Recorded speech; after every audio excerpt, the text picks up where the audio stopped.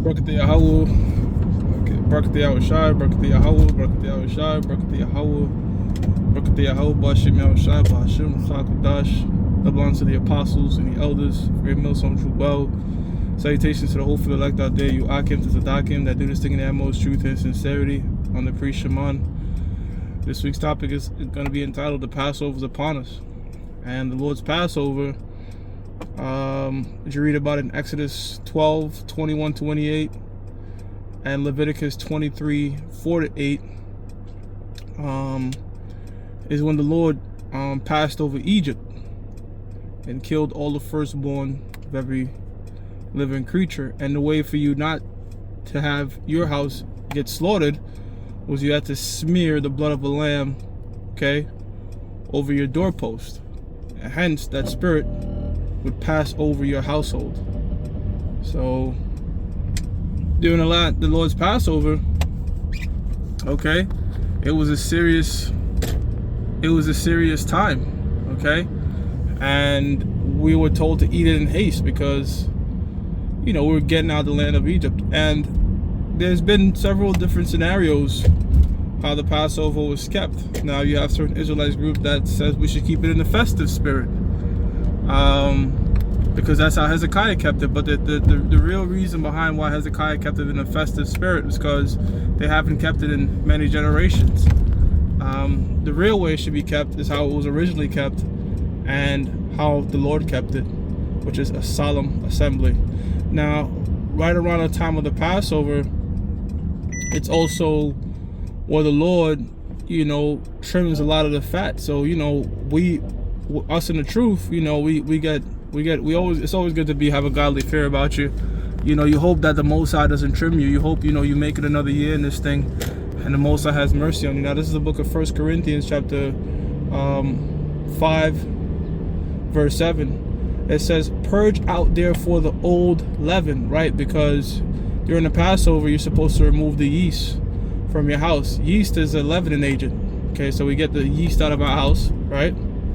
It says that ye may be a new lump as ye are unleavened, right? So we're unleavened. Now the Apostle Paul is comparing us how we should be. We should purge ourselves of wickedness, right?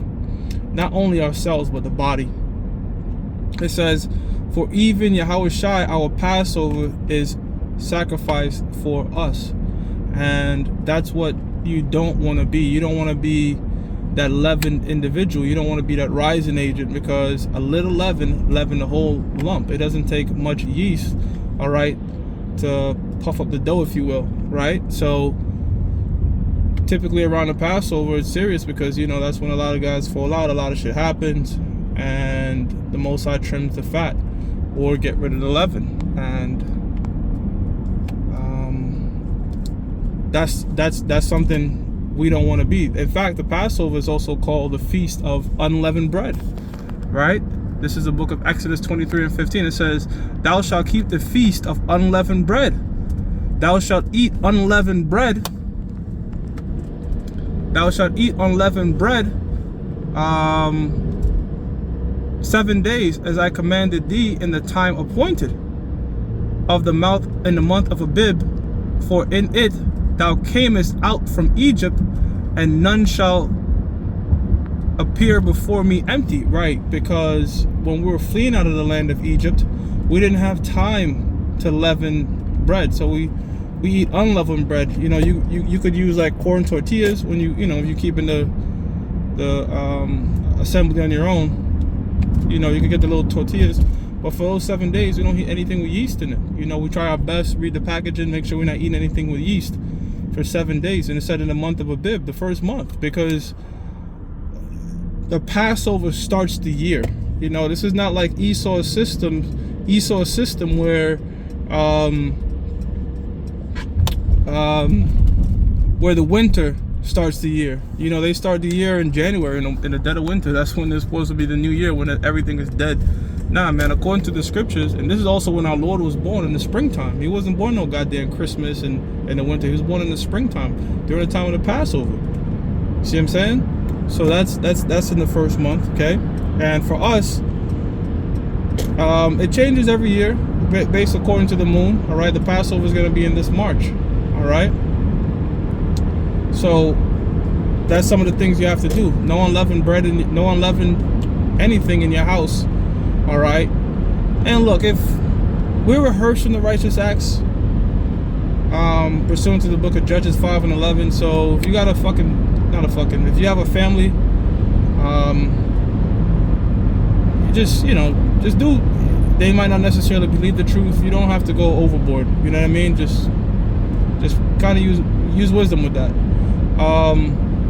This is the book of Numbers, chapter 9, verse 14. I mean, ideally, you love for your family to, believe what you believe.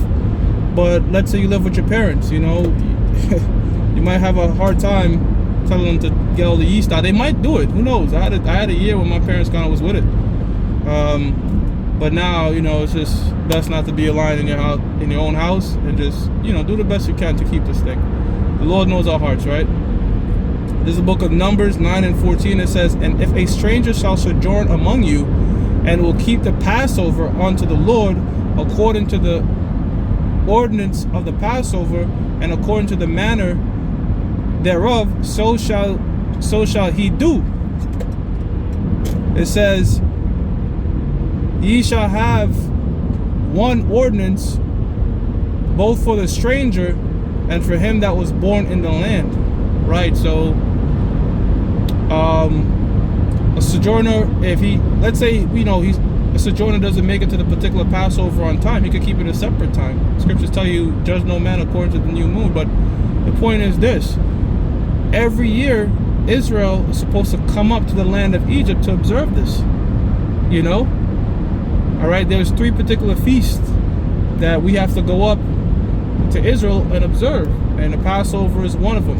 Okay, you also have the Feast of Weeks, so what's called the Pentecost in the scriptures. Okay, so there's different holy days that our people will go up, no matter where they're sojourning. All right, they'll make the pilgrimage, all right, up to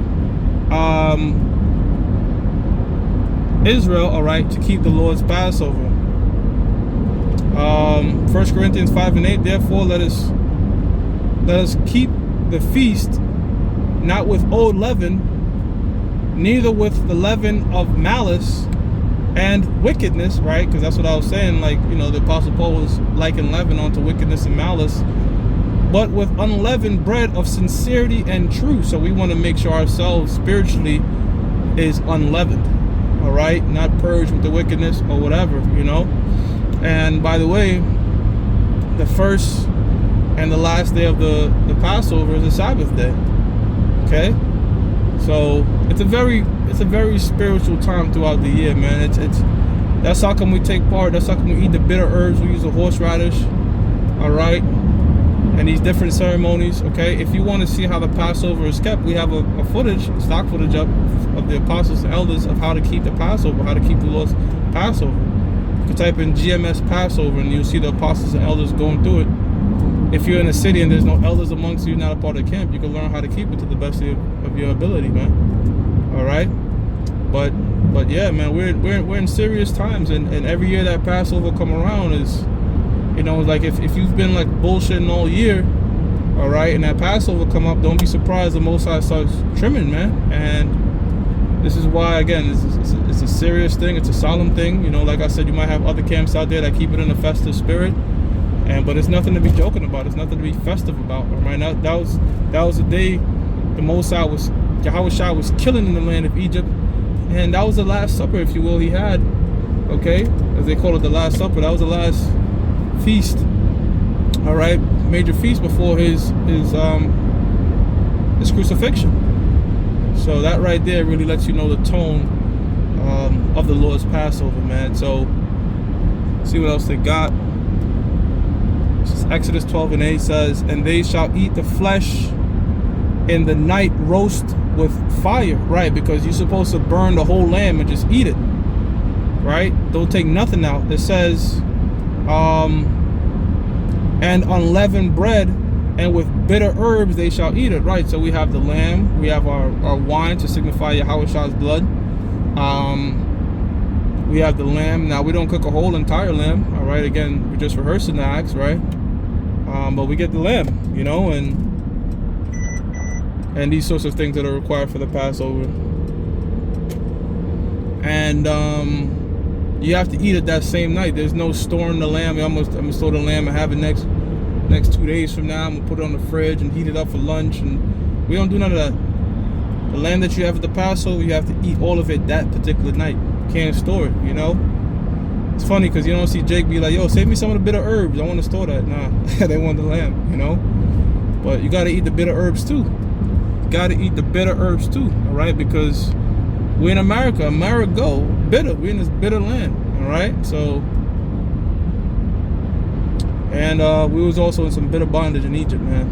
So, all this stuff's are symbolic. All these things are symbolic. Exodus 13:3, and I'm just going through scriptures concerning the Passover while I drive and just flow in the Spirit.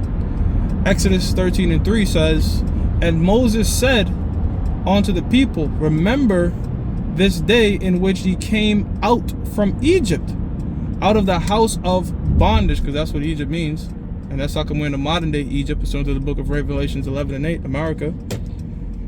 For by strength of hands, for by strength of hand the Lord brought you out from this place. There shall no leavened bread be eaten. Right, so we had no time, man. So to grab your staff, your boots, get the hell out of there.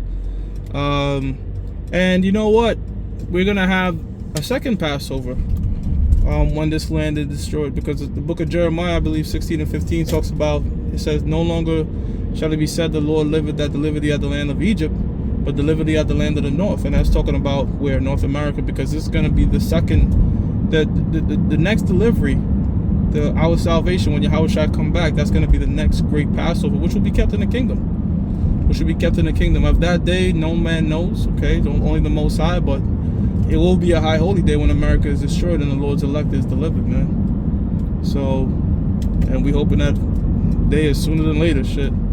So with that, I'm going to give all praises to Yahweh, Ba'ashem Yahweh Shah, Ba'ashem Rachak Kodash, double honors to the apostles and elders that rule well. Salutations to the hopefully elect that day, you Akim to Zadakim that do this thing in that most truth and sincerity. Shalom.